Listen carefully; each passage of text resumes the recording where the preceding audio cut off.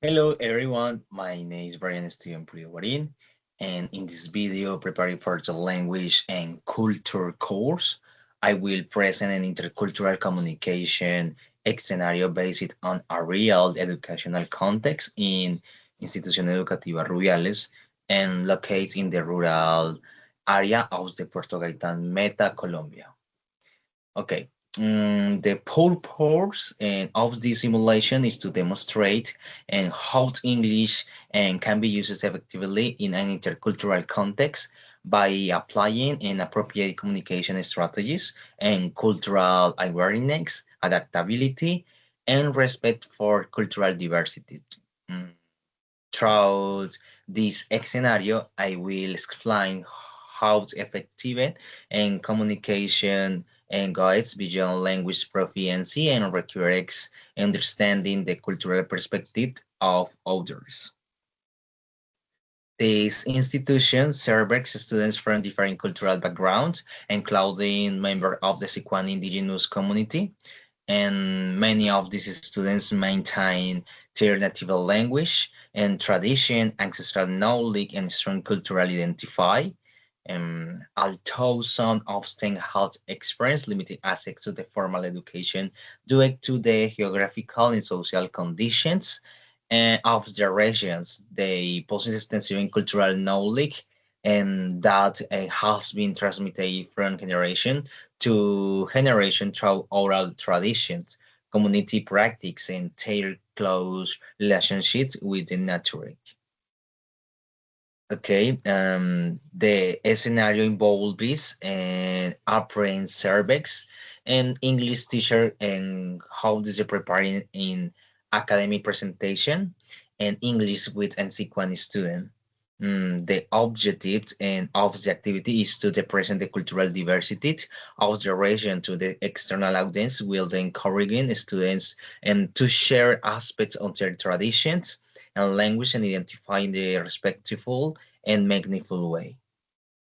During the preparation of the presentation and the teacher gets including photograph and detailed information about one of the Sikwani traditional ceremonies and because and he believes this will help this audience and better understand the richness of the community culture.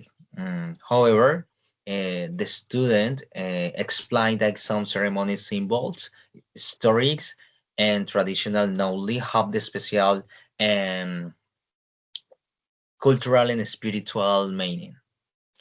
Therefore, and they cannot always be shared in publicity without the authorization of the community and elders or outside their appropriate cultural context. At first, the teacher interprets the student's response as a lack of collaboration with the academic activity. At the same time, the students feels that the teacher does not fully understand the importance of protecting and certain aspects of the community's cultural heritage. These situations creates an intercultural misunderstanding, and that is not caused with the language difference and rather different perspectives about how the cultural knowledge and should be shared and respected. The Okay, to resolve these situations, and both participants apply effective intercultural communication strategies. First, the teacher practice active listening and avoids making immediate judgments, and instead of insisting on these original ideas, he adds a respectful question to better understand the student's point of view. The students tend to explain the cultural significance of these traditions and clarifies that many aspects of the Sikwani culture can be shared openly, while others should remain within community as a way of preserving their cultural identity. As a result of the dialogue, both the participants reach an agreement.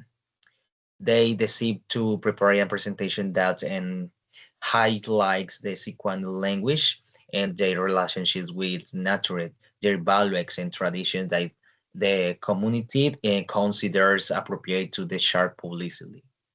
In this way, uh, they adjust the academy objectives and while respecting the cultural boundaries established by the communities. This is a scenario reflects the principle of my called Brian intercultural communicative competence models. Um, the teacher demonstrate attitudes of the open curiosity and respect toward another cultural while developing knowledge about different cultural practices. In addition, both the participant uses interpretation, dialogue, and in mutual understanding to overcome the misunderstanding. These elements are also closely and related to the R4 model of intercultural competence, which emphasizes empathy, adaptability, respectful interaction, and effective communication as essential skills in multicultural environments. In my opinion, this scenario demonstrates that learning English is not only about the mastering grammar, pronunciation, or vocabulary. It also involves developing the ability to communicate respectfully with people from different cultural backgrounds.